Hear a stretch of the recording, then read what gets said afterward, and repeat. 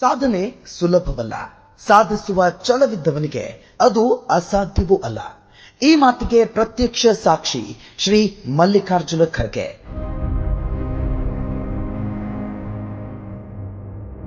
ಹಸಿವು, ಬಡತನ, ಸಾಮಾಜಿಕ ಅಸಮಾನತೆಯನ್ನ ಮೆಟ್ಟಿ ನಿಂತು ಸಾಧನೆಯ ಶಿಖರವೇರಿದ ಅಸಾಮಾನ್ಯ ಸಾಧಕ.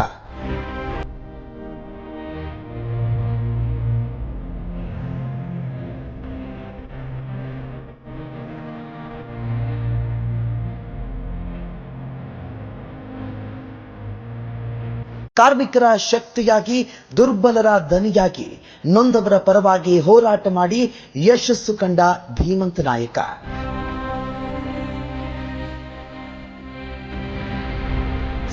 1972ರಲ್ಲಿ ಮೊದಲ ಬಾರಿ ಶಾಸಕರಾಗಿ ವಿಧಾನಸೌಧ ಪ್ರವೇಶಿಸಿ ಸತತವಾಗಿ 9 ಬಾರಿ ವಿಧಾನಸಭೆಗೆ ಆಯ್ಕೆಯಾಗಿ ಹೊಸ ದಾಖಲೆ ಬರೆದರು.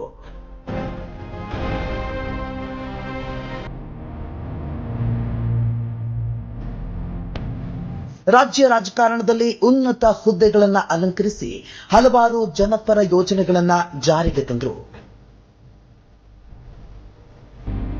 ಕಲ್ಯಾಣ ಕರ್ನಾಟಕದ ಸಮಗ್ರ ಅಭಿವೃದ್ಧಿಗಾಗಿ ಆರ್ಟಿಕಲ್ 371(j) ಜಾರಿಗೆ ತರುವಲ್ಲಿ ಮಹತ್ತರ ಪಾತ್ರ ವಹಿಸಿದ ದೂರದೃಷ್ಟಿಯುಳ್ಳ ರಾಜಕಾರಣಿ.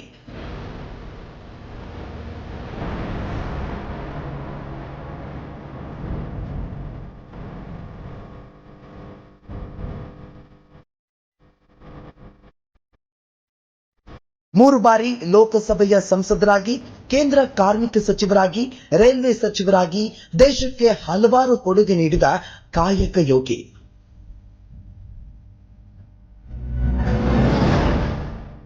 ಲೋಕಸಭೆ ಹಾಗೂ ರಾಜ್ಯಸಭೆಯ ವಿರೋಧ ಪಕ್ಷದ ನಾಯಕರಿಗೆ ಆಡಳಿತ ಪಕ್ಷದ ವೈಫಲ್ಯವನ್ನ ಸಂಸತ್ನಲ್ಲಿ ಎತ್ತಿ ಹಿಡಿದರು.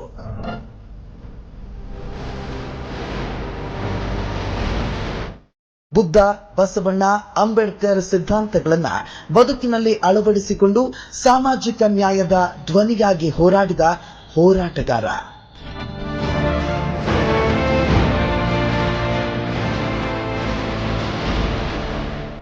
ಶತಮಾನಗಳ ಇತಿಹಾಸವಿರುವ ಭಾರತೀಯ ರಾಷ್ಟ್ರೀಯ ಕಾಂಗ್ರೆಸ್ಗೆ ಒಬ್ಬ ಸಾಮಾನ್ಯ ಕಾರ್ಯಕರ್ತನಾಗಿ ಸೇರಿ ಬ್ಲಾಕ್ ಅಧ್ಯಕ್ಷರಾಗಿ, ಶಾಸಕರಾಗಿ, ಸಂಸದರಾಗಿ, ಮಂತ್ರಿಯಾಗಿ, ಕೇಂದ್ರ ಸಚಿವರಾಗಿ, ವಿರೋಧ ಪಕ್ಷದ ನಾಯಕರಾಗಿ ಒಂದೊಂದೇ ಮೆಟ್ಟಿಲುಗಳನ್ನ ಏರುತ್ತಾ ಪಕ್ಷದ ರಾಷ್ಟ್ರೀಯ ಅಧ್ಯಕ್ಷ ಗದ್ದುಗೆ ಏರಿತು ಒಂದು ಇತಿಹಾಸ.